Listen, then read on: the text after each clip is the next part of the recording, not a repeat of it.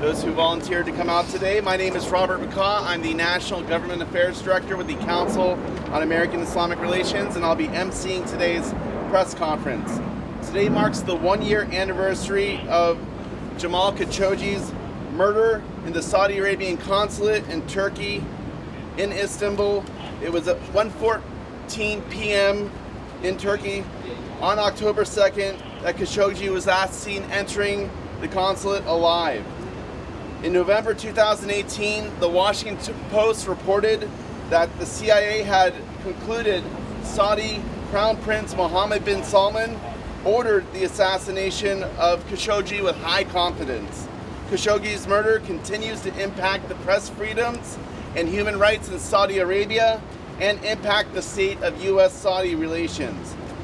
We will first hear from our speakers, and then we'll open up for a Q&A from the press, followed by one-on-one availability to the media. I'm joined here today by Codepink co-founder Medea Benjamin, American Muslims for Palestine National Policy Director Osama Abuirshaid, Nonviolence International Human Rights Attorney Jonathan Katab, and Hassan Al-Taib, Middle East Policy Lead at the Friends Committee on National Legislation.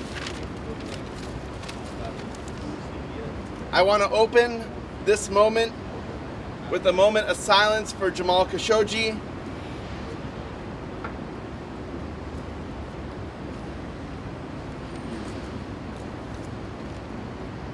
Again, 1 year ago, he walked into the Saudi consulate in Istanbul to obtain paperwork so he could marry his Turkish fiancée, never to be seen again.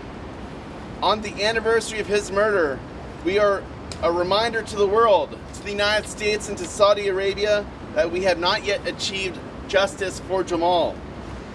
And we are prepared to fight this official indifference and silence with our courage and action. Khashoggi was a man who was a reporter, a rights activist, who believed in the freedom of people, the press, and in calling for accountability and reform in Saudi Arabia and the Middle East. He is now a martyr for the cause of free speech and reform in the Middle East and around the world. President Trump's willful indifference to the murder of an American resident by a U.S. ally is a shameful reminder that some in power will always choose economic opportunity, the sale of arms and oil, over human life and freedom. We now know an assassination team was dispatched by Saudi Crown Prince Mohammed bin Salman, the de facto ruler of Saudi Arabia, to lay in wait in the consulates, where he was lured under false pretenses and assaulted, tortured, brutally murdered, and dissolved in acid to hide that crime. His last words captured on audio were, "I cannot breathe." He was butchered alive. Last October, the UN Special Rapporteur Agnes Callamard determined Khashoggi was a victim of deliberate, premeditated execution and extrajudicial killing for which the state of Saudi Arabia is responsible under international law. Turkish intelligence and the CIA both concluded with high confidence that Khashoggi's murder was ordered by Crown Prince Mohammed bin Salman.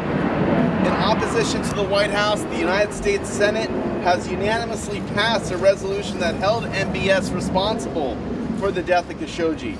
In the U.S. House of Representatives, the bipartisan Saudi Arabia Human Rights and Accountability Act of 2019 was also added as an amendment to the 2020 National Defense Authorization Act. That is now something the Senate needs to agree to in conference committee. This amendment would order the administration to submit to Congress a public report presenting all relevant evidence, a full list of those who are believed to be involved in Khashoggi's murder, and to slap visa restrictions on those involved. These sanctions can only be lifted when Saudi authorities stop the torture and imprisonment of women's rights activists. Accountability is achievable. It's this administration, President Trump, who delays and denies justice. I have two goals within the next year that we can achieve justice for Jamal. As a permanent reminder, sorry, I'm allergic to bees. I now have two goals in the next year to achieve justice for Jamal. That we demand accountability from the government and we get that report, and that we hold MBS accountable, and that we also have this street where we stand here now renamed Khashoggi Way as a reminder to the Saudi government that you can kill the messenger, but you cannot kill his message. With that, speaking next is Medea Benjamin, co-founder of Codepink. Thank you. It's a sad occasion coming together to remember the gruesome murder of Jamal Khashoggi. But I think it's important we also take a moment to just look at this place and think of it for what it is, which is a place of evil. Saudi Arabia, the government of Saudi Arabia, is an evil government. Mohammad bin Salman, who was celebrated 2 years ago when he came to the United States and was feted by our officials in Congress, in the White House, in the business world, as a reformer, he is an evil man who belongs in The Hague. And I think justice for Jamal Khashoggi will be when Mohammed bin Salman is being tried for the crimes that he has committed, including the war crimes in Yemen that he is committing on a daily basis. I also think it's horrible that President Trump, instead of distancing himself from Mohammed bin Salman, has tightened the embrace in the last year. And this is a year not only after the grisly murder, but a year in which he has thrown women activists into prison and tortured them. A year in which human rights lawyers have been thrown into prison. A year in which anybody who dissents against his repressive rule has been thrown into prison. And Donald Trump has not only vetoed the bills that we have helped to send to Congress to say no more support for the Saudi war in Yemen, but he has also helped to rehabilitate Mohammed bin Salman on the world stage. So I am here today as a representative of Codepink to announce an increase that we will do in a campaign to boycott Saudi Arabia. This includes putting pressure on businesses to stop their business deals with the Saudi regime. There is a gathering coming up at the end of October known as Davos in the Desert. It is said that Jared Kushner is going to be leading it with a delegation of U.S. businesses, including BlackRock, Citicorp, and other Wall Street firms. We are calling on these companies not to go to Davos in the desert. We are calling on the G20, who have said that their next meeting is going to be in Saudi Arabia. How horrible is that?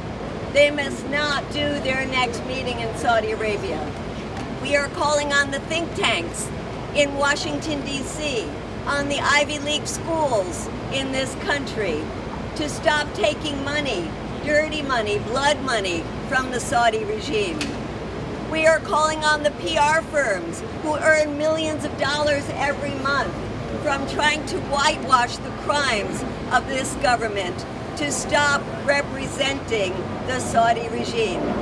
And we are calling on entertainers who are part of this whole cover-up to say Saudi Arabia is reforming. Look, we now have singers coming in and concerts. We call on those very entertainers to not go entertain in Saudi Arabia, to follow in the footsteps of Nicki Minaj, who said because of the repression against gay people, against women, and violations of human rights in general, she would not perform in Saudi Arabia. So this is a message to all of those out there who continue to take blood money from Saudi Arabia. The time has come to cut your ties with this bloody regime, and certainly a message for Donald Trump, while he himself is under the spotlight, to sever his ties with the bloody regime. And let's hope that next year we can come back and say the Crown Prince of Saudi Arabia is in The Hague. Thank you. Thank you, Medea.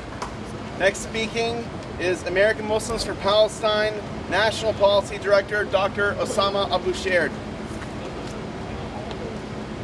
Good afternoon.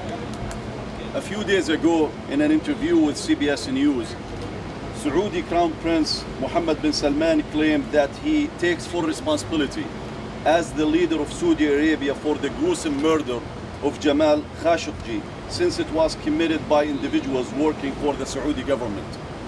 However, he still denies that he personally ordered and directed the murder as confirmed by the Turkish and the American intelligence agencies as well as UN officials. MBS is a proven war criminal and a brutal dictator. No matter how hard he tries to disguise his ugly face behind the claims of reform, the facts speak for themselves. We see them in Yemen, where he destroyed the country, massacred its people, causing famine and reviving diseases that we thought were long gone. Yet, he is unable to win the war. In Saudi Arabia, he cracked down on women and human rights activists, as well as scholars. He even persecuted members of his own royal family and business people under the pretext of fighting corruption, while he himself is the most corrupt figure in Saudi Arabia today. Moreover, although he claims to take moral responsibility for the murder of Khashoggi, no one has been prosecuted for the crime in Saudi Arabia until today. No one has been tried, no one has been convicted, and after years since the crime, Khashoggi's body is still missing. Until today, they claim they don't know where they disposed the body. This shows the true nature of the regime of MBS, or the true nature of the regime MBS has established. In his view, reform means tightening his grip over power, while baiting the international community by presenting himself as a reformist. We know, though, of one person who took the bait willingly, and that is the man who MBS cares the most about, the President Donald Trump. The Trump is the enabler of MBS. He does not hide his admiration for tyrants. In fact, he might be envying them for having absolute power with disregard to their people and the institutions. He never shied away from shielding MBS from the consequences of his crime. Trump's argument was that Khashoggi is not an American citizen and that the kingdom buys a lot of US weapons. The same weapons that are wreaking havoc in Yemen and the same weapons that are murdering Yemeni women and children today. As low as this argument by the president that Khashoggi is not an American citizen, maybe it is time to remind him that MBS jails American citizens like Dr. Walid Iftehi, who was arrested back in 2017 with confirmed reports that he's been subjected to torture until today. The president does not see this or tend to turn a blind eye to this, and he does not care. After all, why should he care if he himself is threatening a civil war in the United States if he is going to be impeached and removed by Congress? After 1 year, justice is yet to find its way in Khashoggi's case. Justice requires that MBS have his day before the ICC for the war crimes he committed and is still committing, and not to be treated as an international, as a world leader as he is being treated today. One last point that I want to make. If you remember 1 year ago, the Saudi consulate in Istanbul claimed that their surveillance cameras weren't working. So I want to give you the good news. Since we're standing outside, no one should worry, because they're not video recording our press conference here, according to their claims. The bad news, if anyone would walk in, bad for you, because no one will have evidence that you walked in according to their claims. Everyone knows that the Saudis are lying. Everyone knows that these cameras are working. Everyone knows that the Saudis are lying, and they're finding a president who is receptive to their deception because he's no less crooked than MBS. Thank you. Thank you very much. Next speaking is Nonviolence International human rights attorney Jonathan Kitab.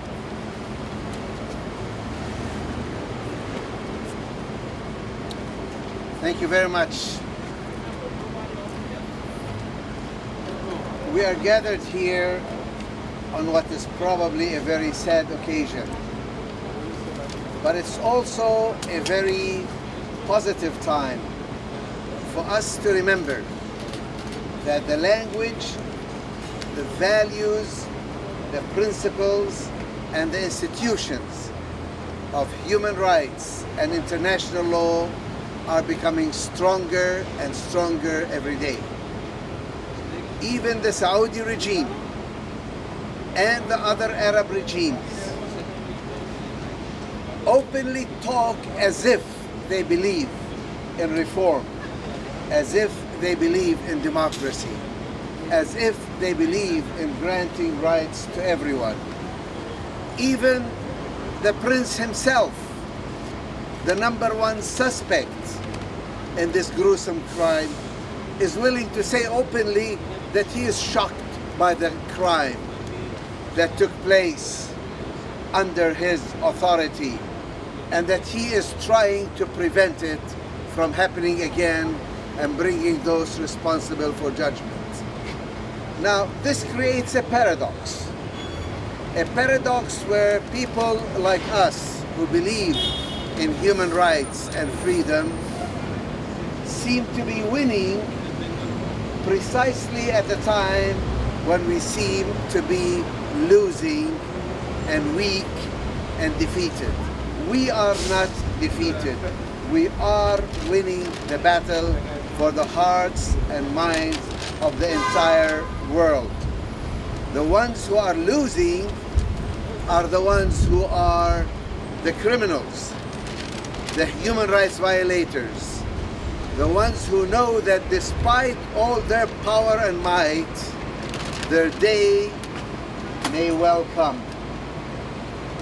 Not only will history find them guilty, but they may even be actually brought to justice during their lifetime.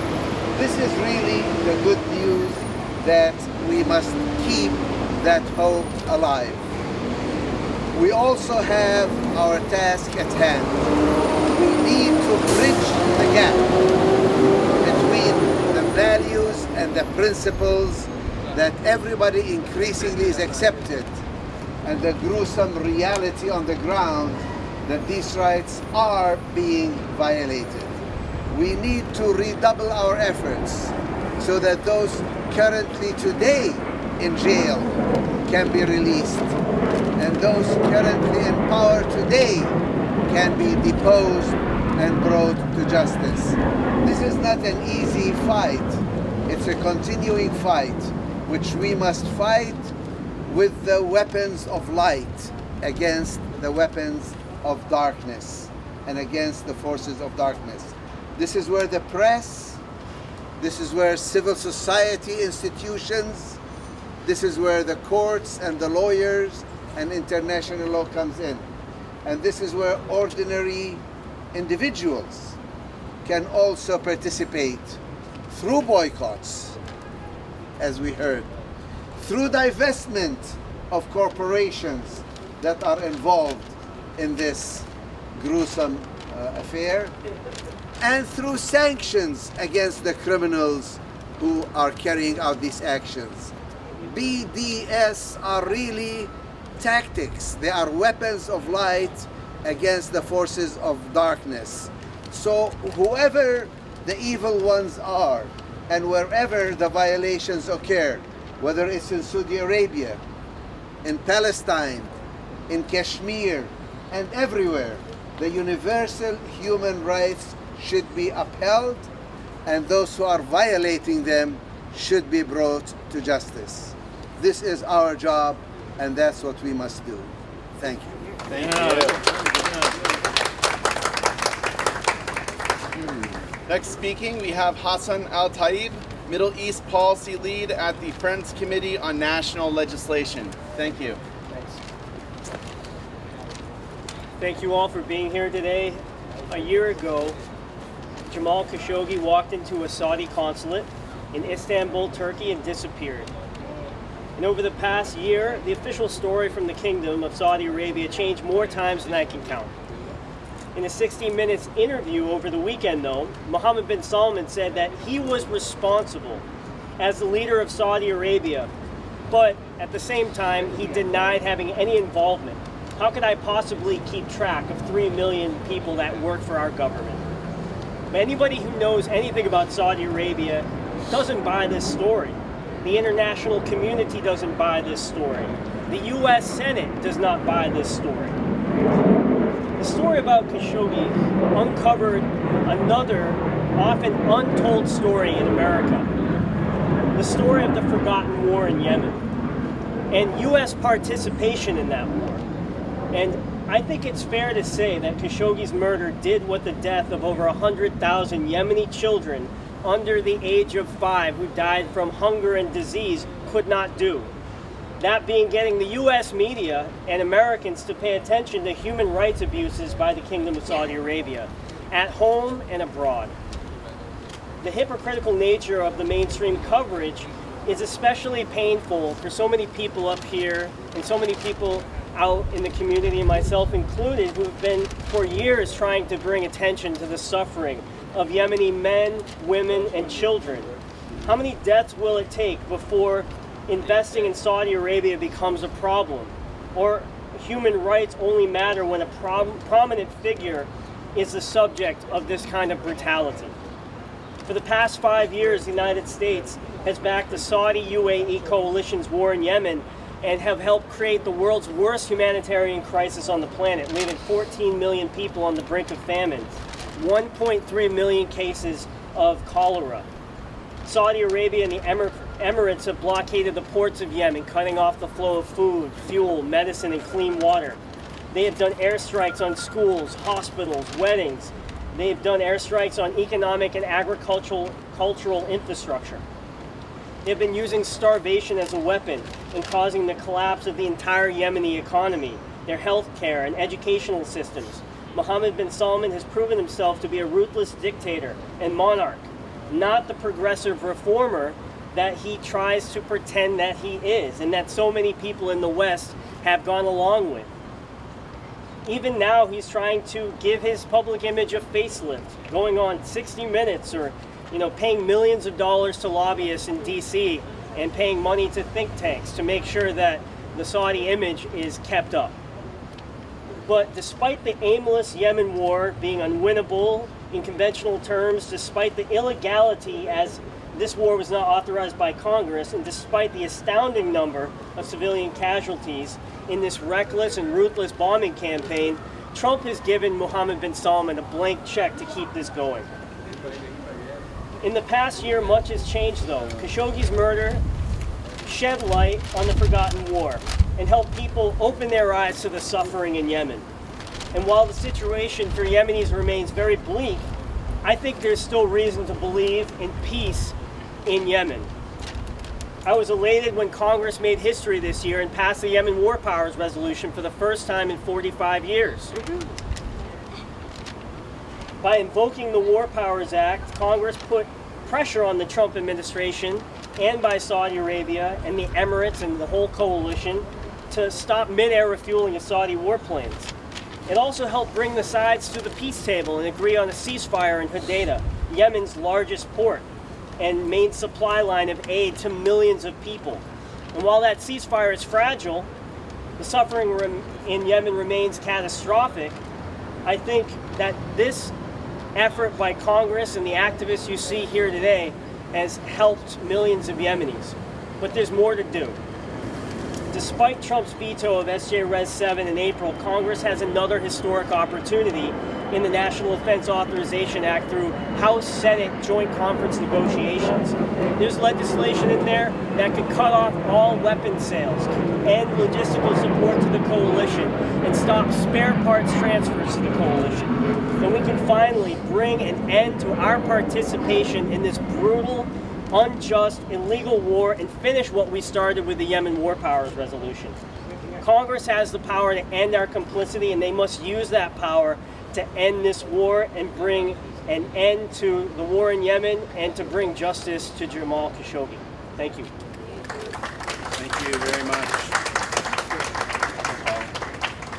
If there's any questions from the media, please state your name and your affiliation. Yes. I see I'm Andrew Herod from Bears Outlets, like the Middle East Forum. I see all these members from Codepink wearing shirts about peace with Iran. Why are you concentrating on sanctions against Saudi Arabia but saying nothing against Iran or supporting an Iran deal with sanctions relief for Iran? I know CAIR doesn't respond to the Middle East Forum because it's run by Daniel Pipes, and that's a hate organization that targets Muslims. If there's any questions from the legitimate press, we would very much welcome that. I'd like to respond to it, if I may. If you may. Why don't we answer him? Yeah. But we can answer that afterwards. Yeah, Yeah. we're close around. All right. Anyone else? Great. Then we're going to be doing Q&A one-on-one with available speakers. Thank you all for attending. Codepink will also be doing select readings from columns from Jamal Khashoggi. Again, thank you for coming. Okay, I'll stand up. Thanks. Lucky we have our speakers. Interview with the KKK. Yeah, no, he's going to write the most of the stuff.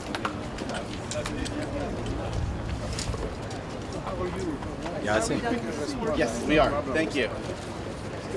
Yes.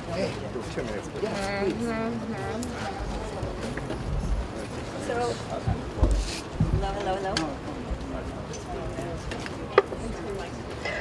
Yeah. So let's do some. Hey, good to see you. Well, there's mics around here. I'm moving, and we're losing the stand. Thank you. What about the sunrise? So we're going to do some readings from Jamal Khashoggi's columns. I think we have some people here who have some of his words. Also, why don't we do a little chanting here? Sure. So how about just justice for Jamal, send MBS to The Hague. So I'll do the justice for Jamal and you do the send MBS to The Hague, okay? Okay. Justice for Jamal. Send MBS to The Hague. Justice for Jamal. Send MBS to The Hague. Justice for Jamal. Send MBS to The Hague. Justice for Jamal. Send MBS to The Hague. Okay, we're going to start with some of his words here. And let's bring in, get close. Turn that up a little bit.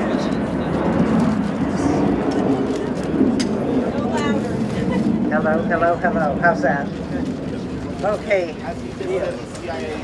These are writings of Jamal Khashoggi. It is appalling to see 60 and 70-year-old icons of reform being branded as traitors on the front pages of Saudi newspapers. Women and men who championed many of the same social freedoms, including women driving. The Crown Prince Mohammed bin Salman is now advancing, were arrested in Saudi Arabia last week. The crackdown has shocked even the government's most stalwart defenders. The arrest illuminates the predicament confronting all Saudis. We are being asked to abandon any hope of political freedom and to keep quiet about arrest and travel bans that impact not only the critics, but also their families. We are expected to vigorously applaud social reforms and heap praise on the Crown Prince while avoiding any reference to the pioneering Saudis who dared to address these issues decades ago. The message is clear to all. Activism of any sort has to be within the government, and no independent voice or counter opinion will be allowed. Everyone must stick to the MBS party line. Boo. Send MBS to The Hague. Send MBS to The Hague. Is there no other way for us? Must we choose between movie theaters and our rights as citizens to speak out, whether in support of or critical of our government's actions? Do we only voice glowing references to our leader's decisions, his vision of our future, in exchange for the right to live and travel freely for ourselves and our wives, husbands and children too? I have been told that I need to accept with gratitude the social reforms that I have long called for while keeping silent on other matters, ranging from the Yemen quagmire, hastily executed economic reforms, the blockade of Qatar, discussions about an alliance with Israel to counter Iran, and last year's imprisonment of dozens of Saudi intellectuals and clerics.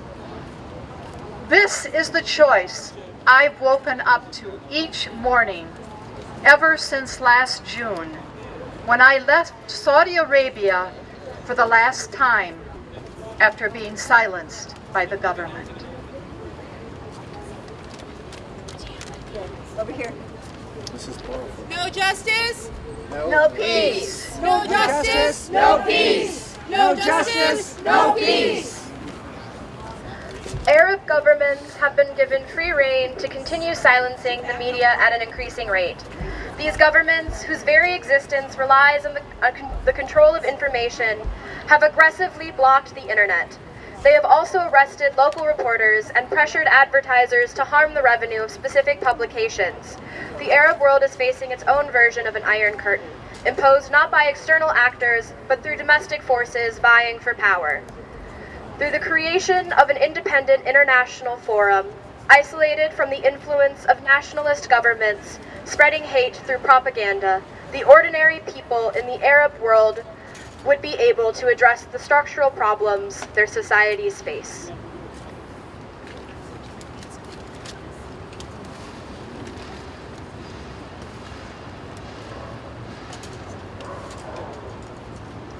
When I speak of the fear, intimidation, arrests, and public shaming of intellectuals and religious leaders who dare to speak their minds, and then I tell you that I'm from Saudi Arabia, are you surprised? Under pressure from my government, the publisher of one of the most widely read Arabic dailies, Al Hayat, canceled my column. The government banned me from Twitter, and when I cautioned against an overly enthusiastic embrace of then-President-elect Donald Trump, I have left my home, my family, and my job, and I am raising my voice. To do otherwise would betray those who languish in prison. I can speak when so many cannot. I want you to know that Saudi Arabia has not always been as it is now. We Saudis deserve better. Don't be cowards, don't be vague, send MBS to The Hague. Don't be cowards, don't be vague, send MBS to The Hague. Don't be cowards, don't be vague, send MBS to The Hague. Yay! That's a good one. So thank you for that reading. I think it was important to hear Khashoggi's own words. And, you know, for those who don't know much about him, he is somebody who is very close to the royal family for many years. He worked for the royal family. He was actually a spokesperson for the embassy here in the United States, as well as for the Saudi embassy in London. He was considered a loyal to the royal family. And so he evolved as MBS got more and more repressive. I remember now, somewhat shamefully myself, having confronted Jamal Khashoggi at certain think tanks, saying, "Why do you defend this regime? Why aren't you speaking out?" And I have since come to realize that Saudis who speak out face imprisonment, face death, and also face repression of their families. One could ask, why aren't there Saudis here with us today speaking out? And the answer is very clear: fear. And so we know the most brutal case, the one of Khashoggi. But we also have to recognize that there are many, many, many Saudis languishing in prison There are many Saudi dissidents around the world afraid to speak out, not only for their own well-being, but for that of their families. So this is really an occasion where the rest of us have to speak out for those Saudis who can't. And that's why Jamal Khashoggi was so special, because he did realize, as things got worse and worse in Saudi Arabia, that he had to speak out. And I guess he thought, as many of us thought, that working for the Washington Post would be some protection. Absolutely. Yes. And unfortunately, that was not enough to keep him protected. So why don't we end here by having a group photo where we come in close and show our disdain for this. Why don't we make maybe two rows? So if the taller people could step in the back and the shorter people up front, or anybody who's willing to get down on their knees. And let's have Jonathan, if you stand up on their steps, they threaten to arrest you. They so. will get mad. But if you could bring his picture up here, and let's see, Saudi is a terrorist state, and hold this up a little higher, and that can be lower. Maybe someone can take. Let me just. Oh yeah, and we need to take pictures. Sorry, I'm in the way here.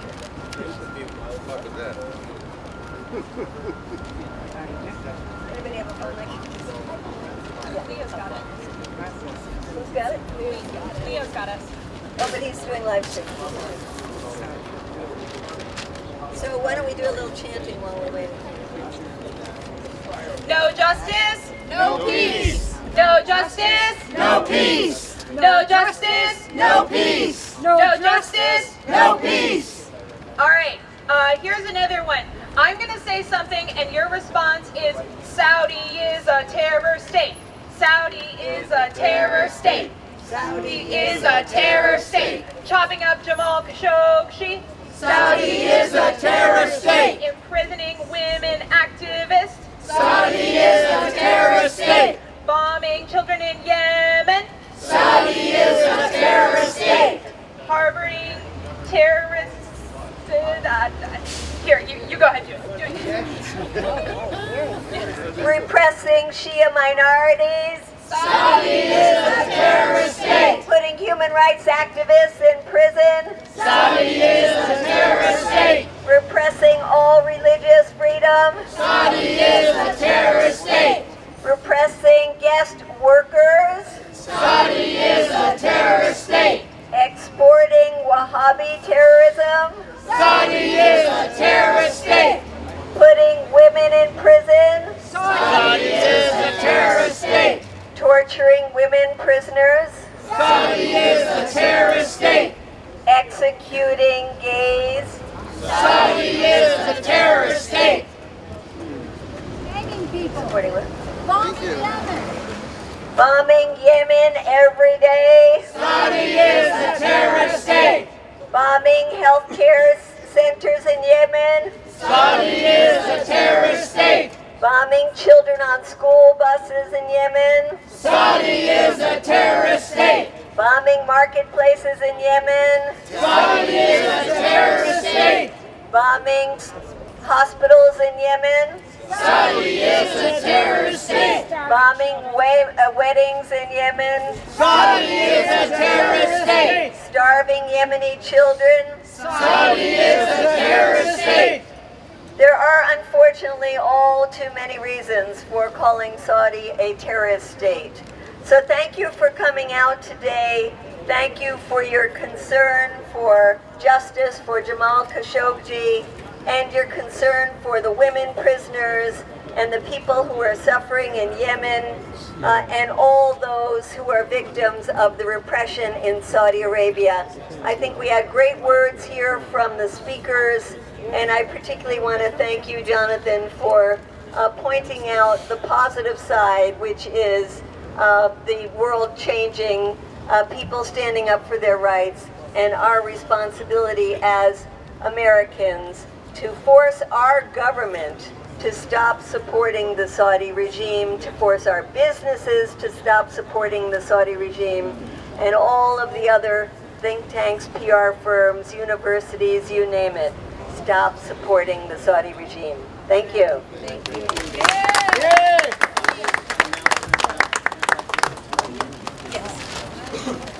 Tonight there's a candlelight vigil for Jamal Khashoggi here at 6:30. Amnesty International and many groups are sponsoring this tonight at 6:30, candlelight vigil here.